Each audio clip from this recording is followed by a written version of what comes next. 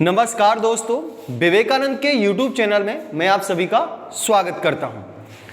कल की जो अपनी क्लास थी वह लोकसभा पर हम चर्चा कर रहे थे और लोकसभा में जो है हम अनुच्छेद 99 यानी कि शपथ तक चर्चा कर चुके थे। तो आइए अब आगे हम लोकसभा पर चर्चा करते हैं।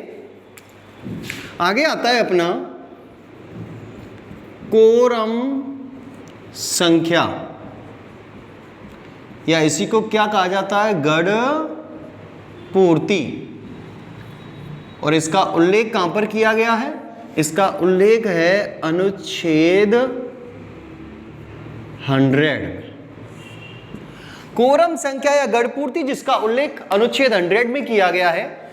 कोरम संख्या की परिभाषा क्या होती है? वह है न्यूनतम सदस्य संख्या जिससे कम संख्या में सदस्यों के उपस्थित होने पर सदन की कार्यवाही स्थगित कर दी जाए। क्या कहलाएगी? कोरम संख्या या गढ़ पूर्ति कहलाती है। और लोकसभा की जो कोरम संख्या होती है, लोकसभा की कोरम संख्या सदन की कुल सदस्य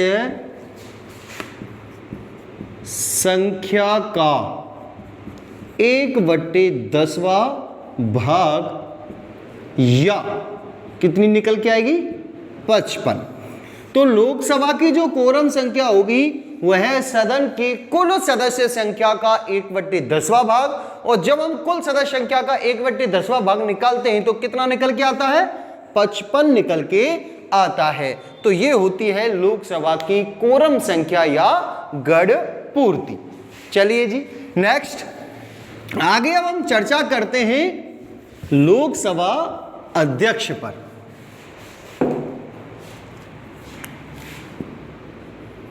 लोकसभा अध्यक्ष, और इसी को कहा जाता है स्पीकर।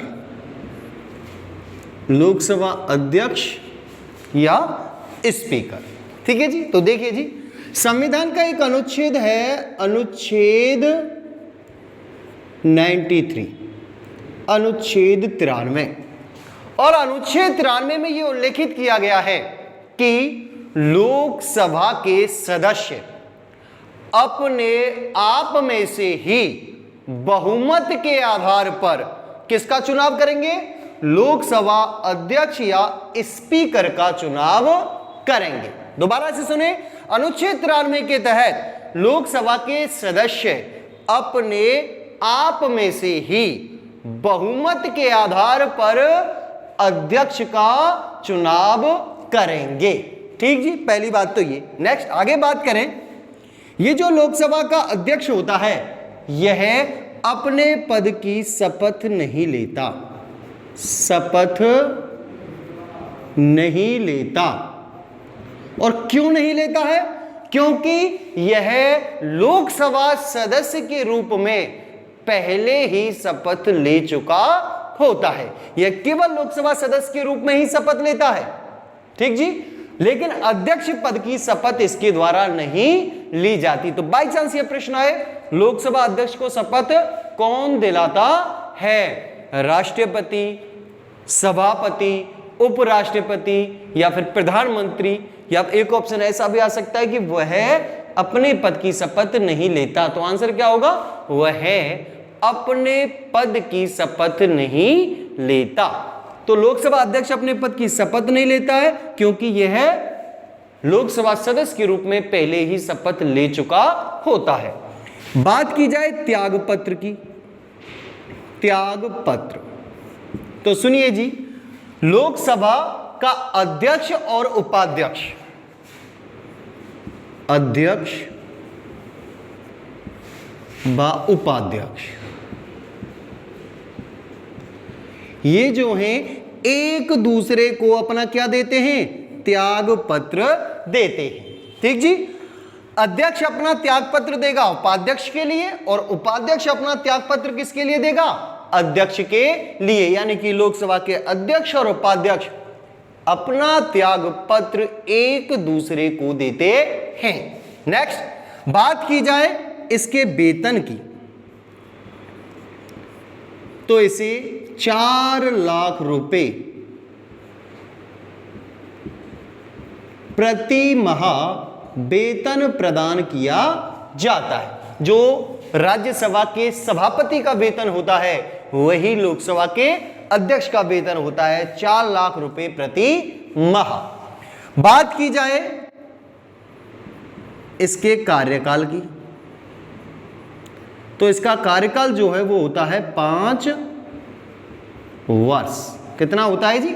5 वर्ष। लेकिन यहां हमें एक चीज बड़ी ध्यान से समझनी है, कार्यकाल 5 वर्ष होता है, लेकिन यदि लोकसभा भंग होती है तो लोकसभा का अध्यक्ष तब तक पद पर बना रहेगा जब तक नई लोकसभा का चुनाव ना कर लिया जाए या फिर नई लोकसभा की पहली बैठक आयोजित ना कर ली जाए। बात समझ में? दोबारा से सुनना, लोकसभा अध्यक्ष का कार्यकाल 5 वर्ष होता है, लेकिन यह लोकसभा के भंग होने पर तब तक पद पर बना रहता है जब तक नई लोकसभा का प्रथम सत्र आयोजित ना कर लिया जाए।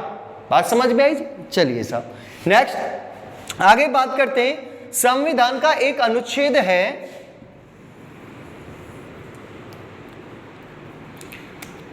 अनुच्छेद 94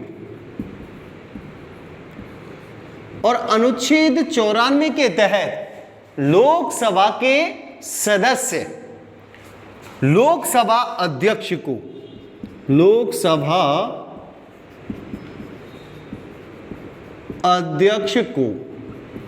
14 दिन पूर्व सूचित कर अविश्वास प्रस्ताव के माध्यम से पद से हटा सकते हैं। यदि लोकसभा अध्यक्ष को पद से हटाना है तो सबसे पहले तो यह जानना है पद से हटाने संबंधित जो प्रावधान है उनका उल्लेख किस अनुच्छेद में किया गया है? अनुच्छेद 94 में किया गया है। अब हटाएंगे कैसे? लोकसभा के सदस्य जो हैं वह लोकसभा अध्यक्ष को 10 दिन पूर्व, कितने दिन पूर्व?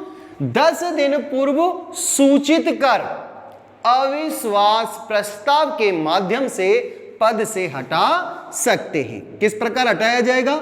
अविश्वास प्रस्ताव के माध्यम से। यहां 2-3 चीजें याद रखनी है। हटाने का जो प्रावधान है किस अनुच्छेद में? अनुच्छेद 94 में है। लोकसभा अध्यक्ष को पद से हटाने से पूर्व कितने दिन पहले सूचित करना होता है? 14 दिन पूर्व सूचित करना होता है। और किसके माध्यम से हटाया जाता है? तो अविश्वास प्रस्ताव के माध्यम से लोकसभा अध्यक्ष को पद से हटा सकते हैं। ठीक जी। एक बात और है, बहुत ही महत्वपूर्ण है, बड़े ही ध्यान से सुनना। क्या कोई ऐसा व्यक्ति जो लोकसभा का सदस्य नहीं है लोकसभा की अध्यक्षता कर सकता है? नहीं कर सकता। ठीक जी। तो मेरा कहने का मतलब यह हुआ कि कोई भी ऐसा व्यक्ति लोकसभा का अध्यक्ष नहीं बनाया जा सकता जो लोकसभा का सदस्य ना हो। क्यों? क्योंकि लोकसभा एक ऐसा सदन होता है जिसकी अध्यक्षता कभी भी गैर सदस्य द्वारा नहीं की जाती। ध्यान से सुनना। जैसे हमने राज्यसभा पढ़ी, राज्यसभा की अध्यक्षता कौन करता है? उपराष्ट्रपति करता है। वह उसका पदेंश क्या होता है? सभापति होता है। और उपराष्ट्रपति राज्यसभा का सदस्य नहीं होता। लेकिन लोकसभा एक ऐसा सदन है जिसकी अध्यक्षता कभी भी गैर सदस्य के द्वारा नहीं की जा सकती। कहने का मतलब क्या हुआ? यानी कि कभी भी किसी ऐसे व्यक्ति को लोकसभा अध्यक्ष नहीं बनाया जा सकता जो लोकसभा का सदस्य ना हो। बात समझ में आई जी? चलिए नेक्स्ट आगे हम कुछ फैक्टों पर बात करें कुछ फैक्ट हैं लोकसभा अध्यक्ष के विषय में, उनको भी थोड़ा सा देख लेते हैं। तो देखिए जी, ये हम आपको पहले ही बता चुके हैं। लोकसभा के जो प्रथम अध्यक्ष थे वो कौन थे? जीवी मावलंकर जी थे। वर्तमान में अध्यक्ष कौन है? ओम बिरला जी। लेकिन कुछ अलग फैक्ट है अध्यक्ष के विषय में, वो भी देख लेते हैं। लोकसभा के ऐसे कितने अध्यक्ष हैं जिनकी पद पर रहते हुए मृत्यु हुई? पद पर रहते हुए मृत्यु, पद पर रहते हुए मृत्यु। तो ऐसे कितने लोकसभा के अध्यक्ष हैं जिनकी पद पर रहते हुए मृत्यु हुई और कौन कौन से हैं? तो देखिए साहब, 2 लोकसभा के अध्यक्ष ऐसे जिनकी पद पर रहते हुए मृत्यु हुई। पहले हैं जीवी मावलंकर, जीवी मावलंकर। और दूसरे कौन से हैं? दूसरे हैं GMC बालयोगी।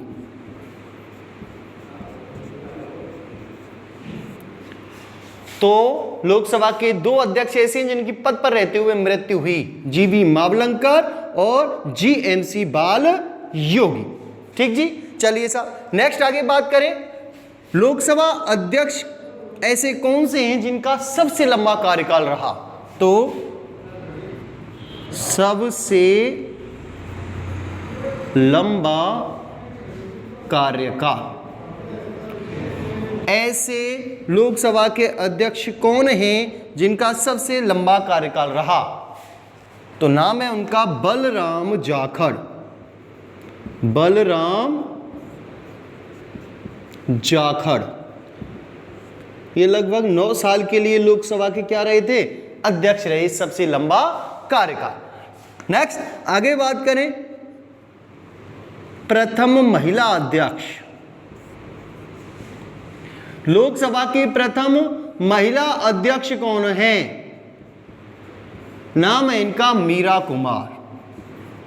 मीरा कुमार, ठीक जी। और ये 15वीं लोकसभा की अध्यक्ष थी। कौन सी लोकसभा थी?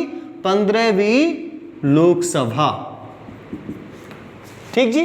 तो लोकसभा की प्रथम महिला अध्यक्ष हैं मीरा कुमार, जिनको 15वीं लोकसभा का अध्यक्ष बनाया गया। अब तक 2 महिलाएं ऐसी हैं जिनको लोकसभा का अध्यक्ष बनाया गया। एक तो हमारे सामने मीरा कुमार है और एक है सुमित्रा महाजन, जिनको 16वीं लोकसभा का अध्यक्ष बनाया गया था। ठीक जी, तो ये कुछ फैक्ट थे लोकसभा अध्यक्ष के विषय में। आइए अब लोकसभा अध्यक्ष के कार्यों पर चर्चा करते हैं। बहुत ही इंपॉर्टेंट कार्य हैं लोकसभा अध्यक्ष के, अक्सर इनमें से प्रश्न आते हैं। लोकसभा अध्यक्ष के कार्य, लोकसभा अध्यक्ष के कार्य। देखिए साहब, पहली चीज बहुत ही महत्वपूर्ण कार्य है, बड़े ध्यान से समझना है, अक्सर इनमें से प्रश्न आते हैं। तो लोकसभा अध्यक्ष का जो सबसे पहला कार्य होता है वह होता है सदन की अध्यक्षता करना। सदन की अध्यक्षता करना। स्वाभाविक सी बात है, जब सदन का अध्यक्ष है तो क्या करेगा भाई? सदन की अध्यक्षता करेगा। दूसरा कार्य क्या होगा इसका? सदन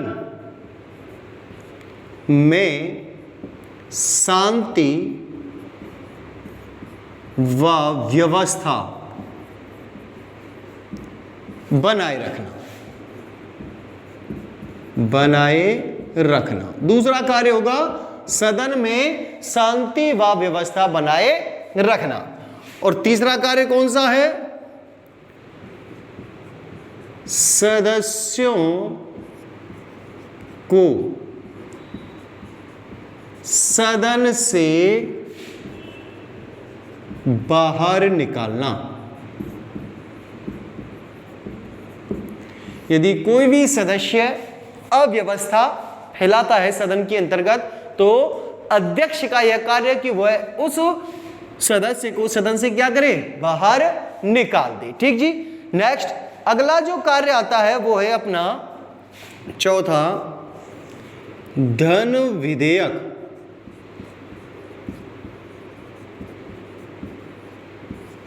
को प्रमाणित करना।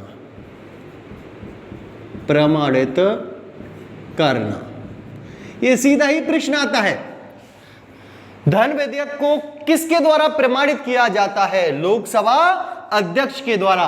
कौन सा विधेयक धन विधेयक है, इसे प्रमाणित करने का कार्य किसके द्वारा किया जाएगा? लोकसभा अध्यक्ष के द्वारा। धन विधेयक होता क्या है, इस पर हम आगे चर्चा करेंगे जब हम विधेयकों को पढ़ेंगे। ठीक जी। नेक्स्ट आगे बात करें, पांचवा कार्य है दल बदल संबंधी निर्णय देना। यदि दल बदल के आधार पर किसी प्रकार का लोकसभा में कोई विवाद उत्पन्न होता है तो उस विवाद पर अंतिम निर्णय किसके द्वारा दिया जाएगा? लोकसभा अध्यक्ष के द्वारा दिया जाएगा। ठीक जी। प्रश्न आ सकता है कि दल बदल संबंधित निर्णय या अंतिम निर्णय किसके द्वारा दिया जाता है? तो लोकसभा का अध्यक्ष जो है वह दल बदल संबंधित मामले में क्या देता है? निर्णय देता है। नेक्स्ट छठवां कार्य जो आएगा वो आएगा सदन को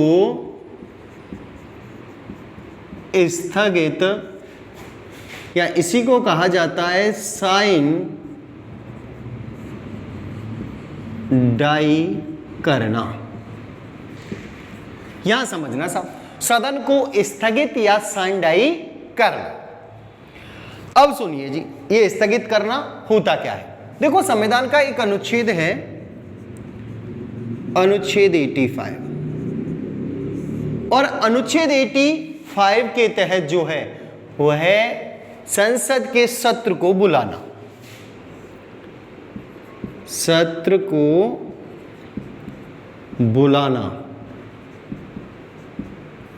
या फिर सत्र का सत्रावसान करना। सत्र का सत्रावसान करना। ठीक जी। अनुच्छेद 85 के तहत संसद के सत्र को बुलाना, सत्र का सत्रावसान करना यानी कि सत्र समाप्ति की घोषणा करना, ये दोनों कार्य राष्ट्रपति के द्वारा किए जाते हैं। कौन करता है जी? राष्ट्रपति। ध्यान रखना है इस चीज को। प्रश्न है संसद के सत्र को बुलाता कौन है? राष्ट्रपति। सत्र का सत्रावसान कौन करता है या फिर सत्र समाप्ति की घोषणा किसके द्वारा की जाती है? राष्ट्रपति के द्वारा की जाती है। लेकिन सदन को कुछ समय के लिए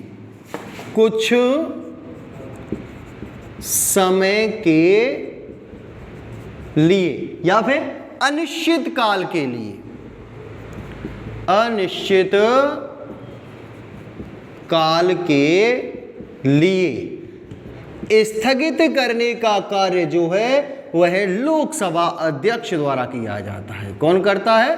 लोकसभा अध्यक्ष।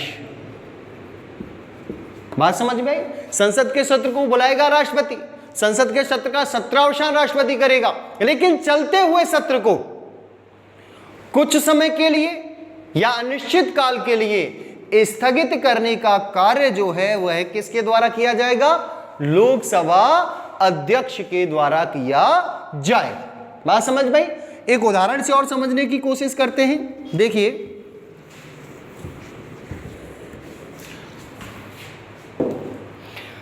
भाई मान के चलो 1 अक्टूबर 2020, 1 जनवरी 2020 करते हैं, 1 जनवरी 2020, इस दिन संसद का सत्र जो था वो बुलाया गया। बुलाया किसने? राष्ट्रपति ने। अभी थोड़ी देर पहले बताया संसद के सत्र को बुलाएगा कौन? राष्ट्रपति बुलाएगा। मान के चलो ये जो सत्र है यह है 31 मार्च 2020 को क्या कर दिया गया, समाप्त कर दिया गया, सत्रावसान कर दिया गया। तो सत्रावसान भी किसके द्वारा किया जाएगा, राष्ट्रपति के द्वारा। अब सुनिए, सत्र 1 जनवरी को बुलाया गया, 31 मार्च को उसे समाप्त कर दिया गया। अब इस 1 जनवरी से 31 मार्च के मध्य में क्या होगा, संसद की बैठकें आयोजित की जाएंगी, सत्र में बैठकें आयोजित होंगी। ठीक है जी। अब वो बैठक किस दिन होगी, किस दिन बैठक आयोजित नहीं की जाएगी, इसी को कहते हैं स्थगित करना। और यह निर्णय जो है वह किसके द्वारा किया जाएगा, लोकसभा अध्यक्ष के द्वारा। हो सकता है लोकसभा अध्यक्ष 2 दिन के लिए सत्र को स्थगित कर दे, भाई 2 दिन संसद की या सदन की जो कार्रवाई है वह स्थगित की जाती है। हो सकता है निश्चित काल के लिए कर दे, 2 दिन, 4 दिन, 10 दिन, अभी निश्चित नहीं है। जब भी आयोजित किया जाएगा तब आपको सूचित कर दिया जाएगा। तो यह होता है स्थगित करना। बात समझ में आई? चलिए साहब नेक्स्ट आगे बात करते हैं। अगला जो कार्य है लोकसभा अध्यक्ष का 7वां कार्य, वह क्या होता है, लोकसभा में महासचिव की नियुक्ति करना। लोकसभा का जो महासचिव होता है उसकी नियुक्ति किसके द्वारा की जाएगी, लोकसभा अध्यक्ष के द्वारा। ठीक जी। तो लोकसभा में महासचिव की नियुक्ति करना। अगला कार्य है विधान सभा अध्यक्षों के सम्मेलन की, सम्मेलन या फिर कह सकते हो बैठक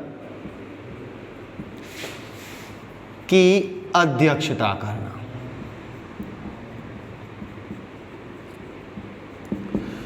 विधानसभा के जो अध्यक्ष होते हैं इनका जब भी कोई सम्मेलन या बैठक आयोजित की जाएगी तो उस सम्मेलन या बैठक की अध्यक्षता किसके द्वारा की जाएगी, लोकसभा अध्यक्ष के द्वारा की जाएगी। ठीक जी। नेक्स्ट आगे बात करें,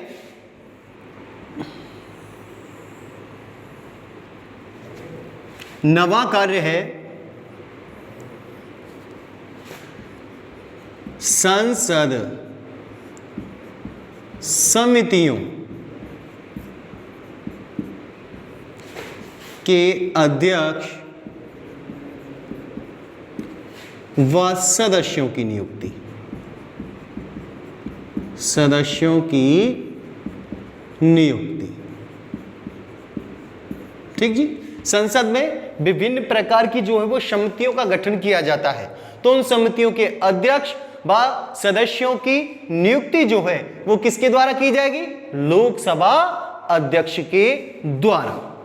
नेक्स्ट 10वां कार्य आता है संयुक्त बैठक, संयुक्त बैठक की अध्यक्षता करना। अगला जो लोकसभा अध्यक्ष का कार्य होता है वो होता है संयुक्त बैठक की अध्यक्षता करना। ये सीधा भी प्रश्न आता है, संयुक्त बैठक की अध्यक्षता किसके द्वारा की जाती है, तो संयुक्त बैठक की अध्यक्षता हमेशा लोकसभा अध्यक्ष के द्वारा की जाएगी। नेक्स्ट आगे बात करें, 11वां कार्य जो है वो कौन सा होता है। ठीक जी। तो 11वां कार्य है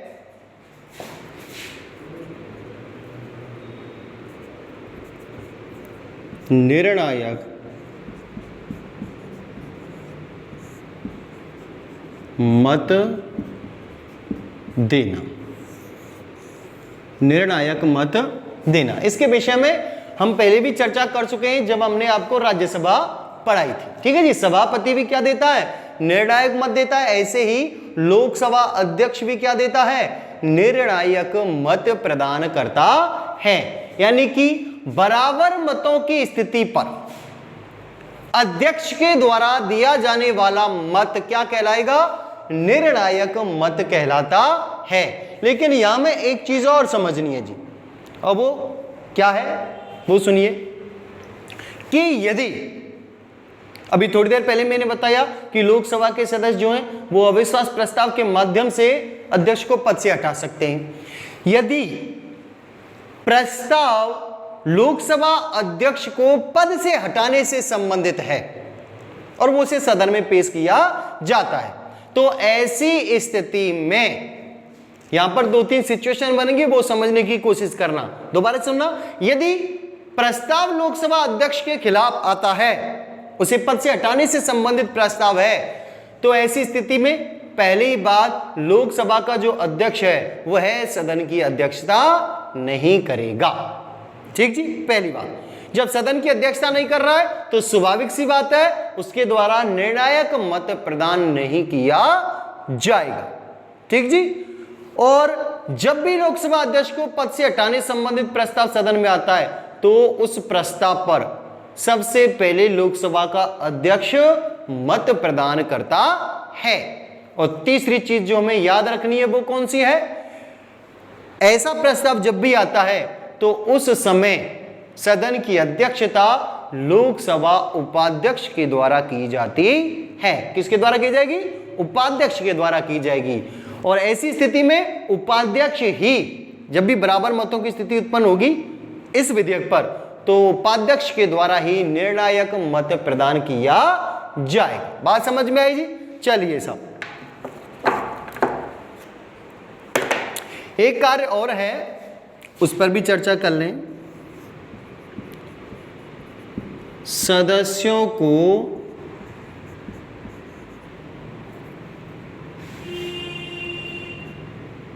मातृभाषा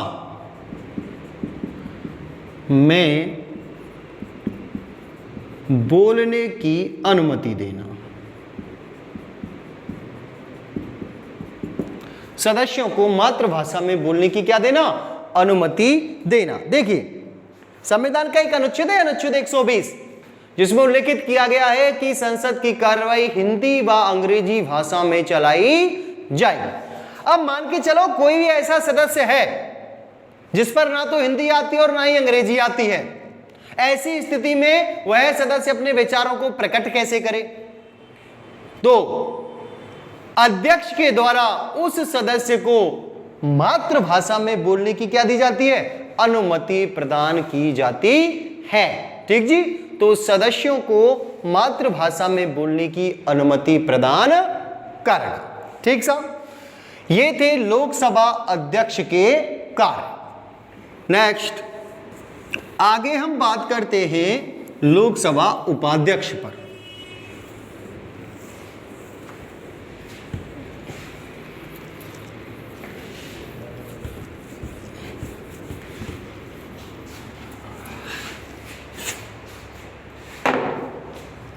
लोकसभा उपाध्यक्ष,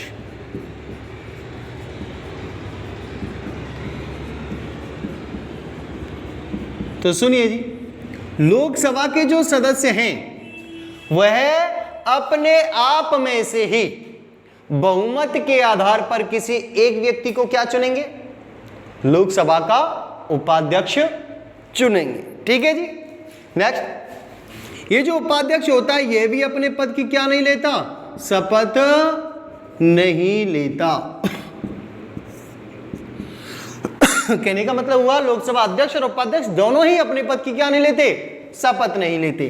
त्याग पत्र किसके लिए देगा, अभी थोड़ी देर पहले ही हम चर्चा कर चुके हैं। त्याग पत्र किसको देगा, ये अध्यक्ष के लिए अपना क्या देगा, त्याग पत्र देगा।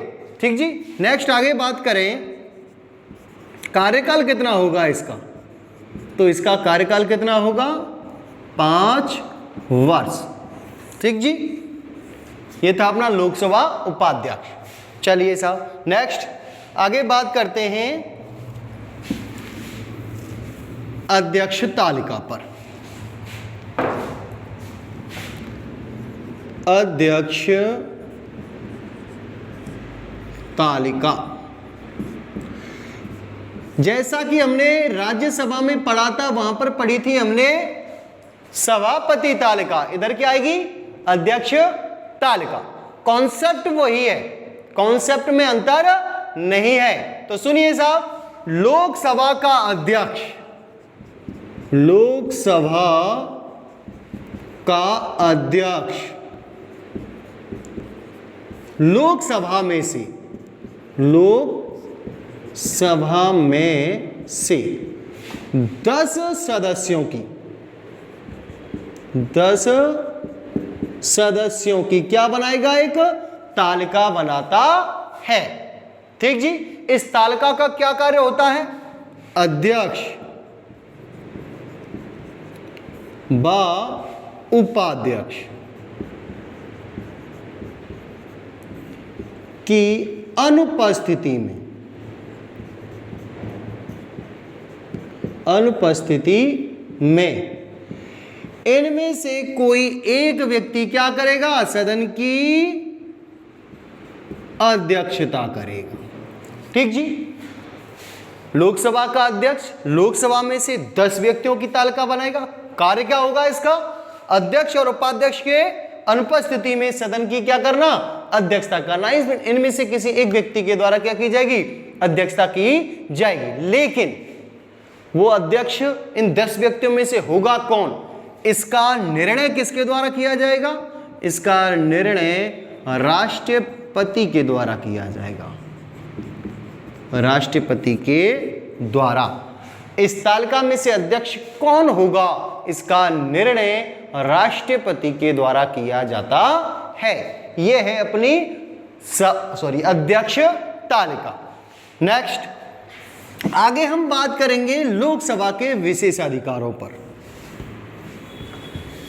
लोकसभा के विशेषाधिकार।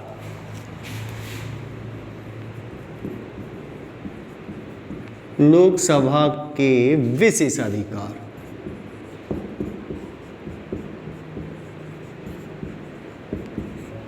जैसे हमने राज्यसभा के विशेषाधिकार पढ़े थे, ऐसे ही लोकसभा के भी अपने कुछ विशेषाधिकार होते हैं।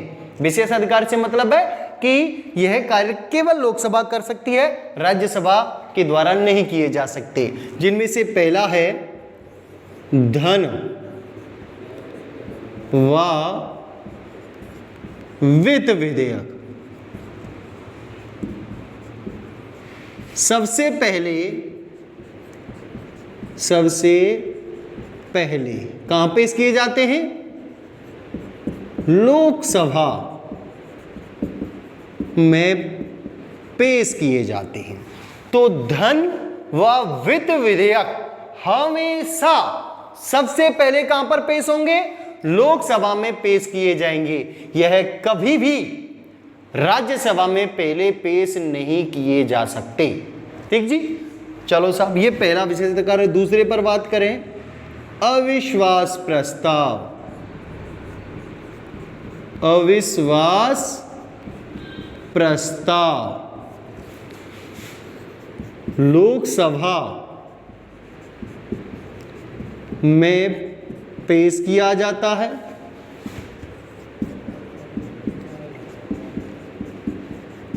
तथा लोकसभा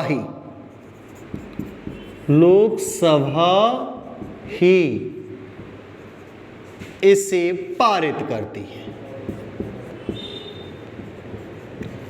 पारित करती है। कहने का मतलब यह हुआ, अविश्वास प्रस्ताव कभी भी राज्यसभा में पेश नहीं किया जाता। ये हमेशा केवल लोकसभा में पेश किया जाता है और लोकसभा ही इसे क्या करती है? पारित करती है। नेक्स्ट और लास्ट, तीसरा विशेषाधिकार कौन सा है? मंत्री परिषद सामूहिक रूप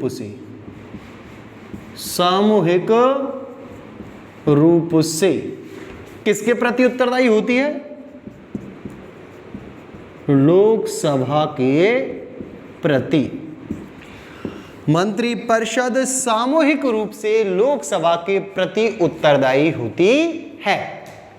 इन दोनों के विषय में एक चीज और सुन लेना भाई, अविश्वास प्रस्ताव लोकसभा में क्यों पेश किया जाता है, राज्यसभा में क्यों नहीं करते? ये भी तो हो सकता है भाई, क्यों नहीं कर सकते? तो सुनिए भाई, सरकार कब तक रहेगी? जब तक सरकार को लोकसभा में विश्वास मत प्राप्त है तब तक सरकार क्या रहेगी? अस्तित्व में रहेगी। ठीक है जी। लेकिन यदि लोकसभा से सरकार ने विश्वास खो दिया तो सरकार गिर जाएगी। तो सरकार गिरने के लिए कौन सा प्रस्ताव आता है? अविश्वास प्रस्ताव। ठीक है जी। इसी कारण से इस अविश्वास प्रस्ताव को कहां पर पेश किया जाता है? लोकसभा में पेश किया जाता है। ठीक जी। तो ये थे लोकसभा के विशेषाधिकार। ठीक जी। नेक्स्ट अपना जो टॉपिक है वो है पद मुक्ति।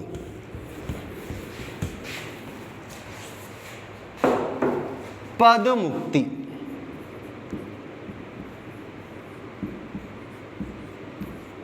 तो देखिए जी, किस प्रकार थे जो संसद के सदस्य होते हैं वह अपनी सदस्यता से मुक्त हो सकते हैं। तो देखिए साहब, पहला है संबंधित सदन के अध्यक्ष को त्यागपत्र देकर।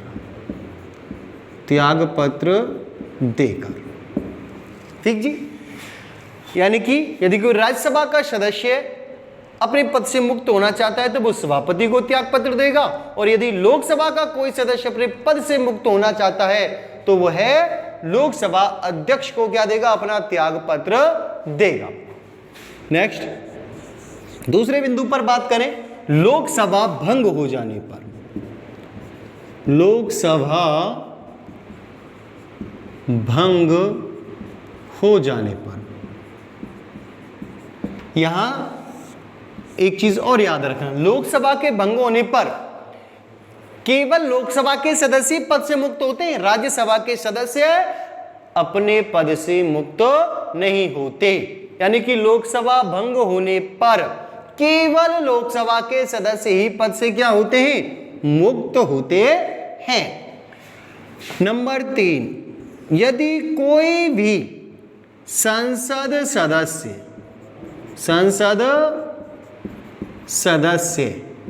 लगातार 60 दिनों तक क्या रहता है? बिना किसी सूचना के। एक चीज और याद रखना, किसके? बिना किसी सूचना के अनुपस्थित रहता है,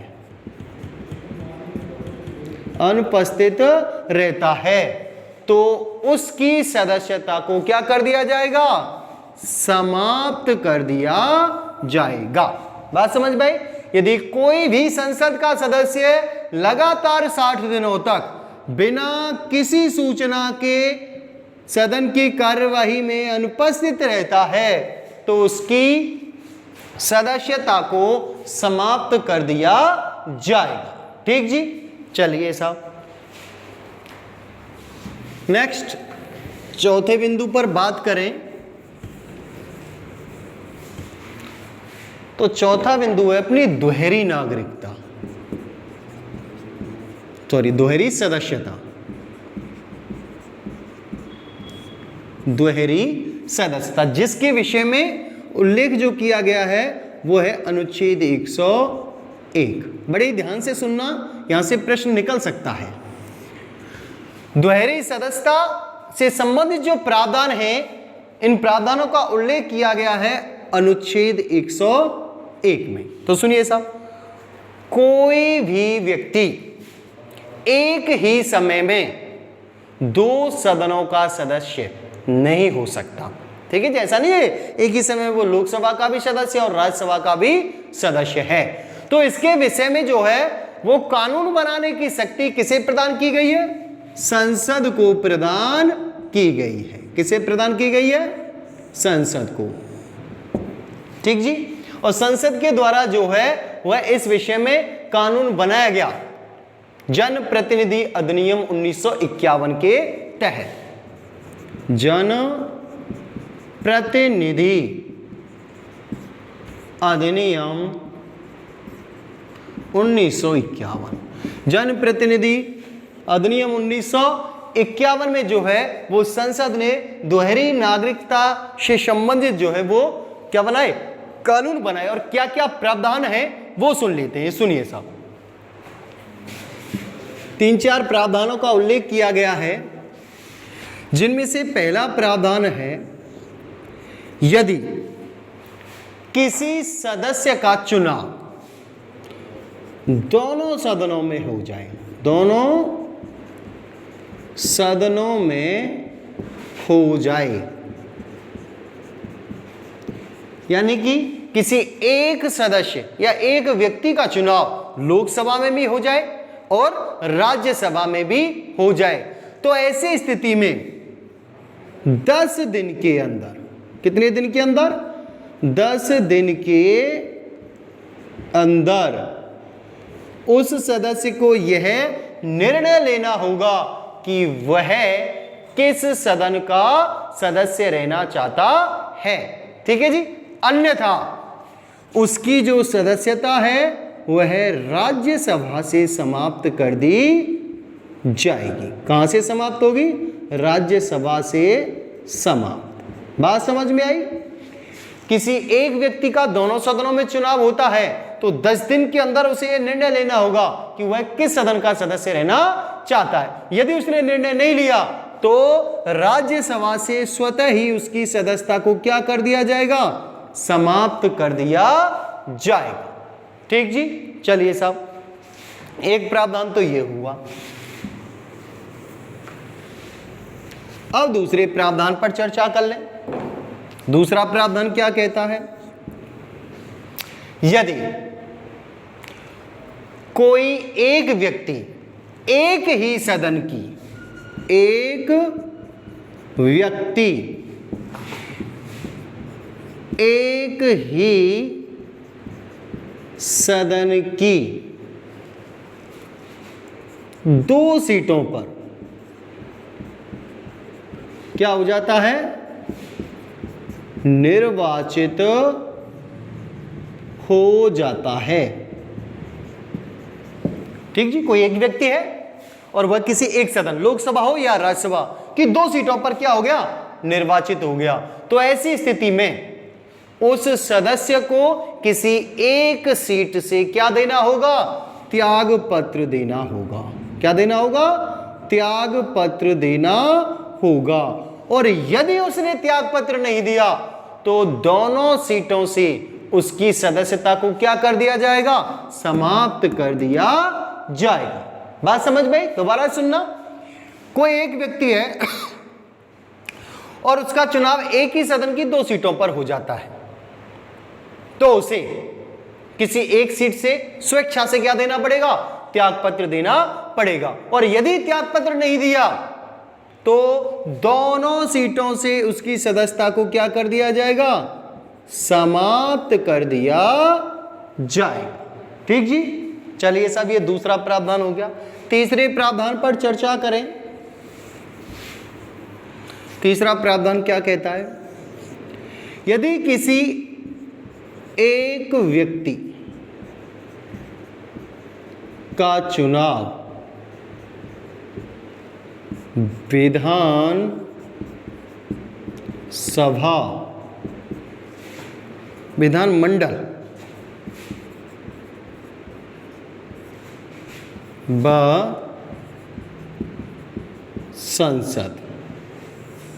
सुनिए जी, कोई एक व्यक्ति है और उसका चुनाव विधान मंडल में भी हो जाता है एक ही समय में और संसद में भी हो जाता है, या फिर कह सकते हैं कोई भी विधान मंडल का सदस्य यदि उसका चुनाव कहां पर हो जाता है? संसद में हो जाता है, तो 14 दिन के अंदर, कितने दिन के अंदर? 14 दिन के अंदर उसे विधानमंडल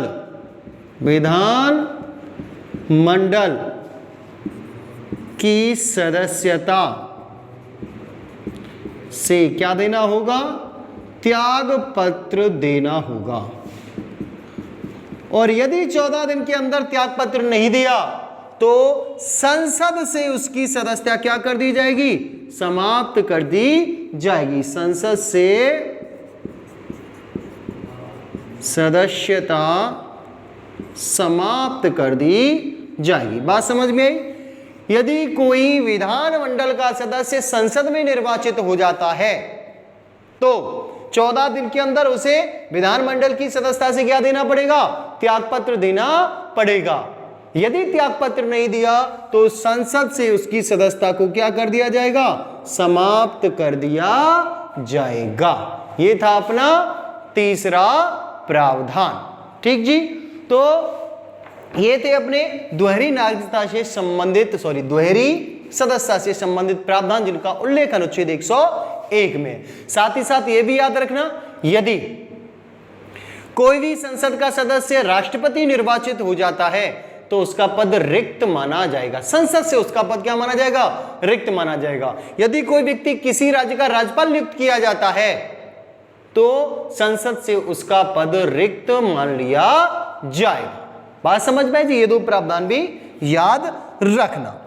तो आज की क्लास को जो है वो हम यहीं पर समाप्त करते हैं।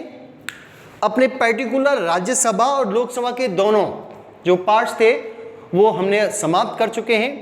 आगे जो है वह हम संसदीय प्रक्रिया के विषय में आपको जानकारी प्रदान करेंगे।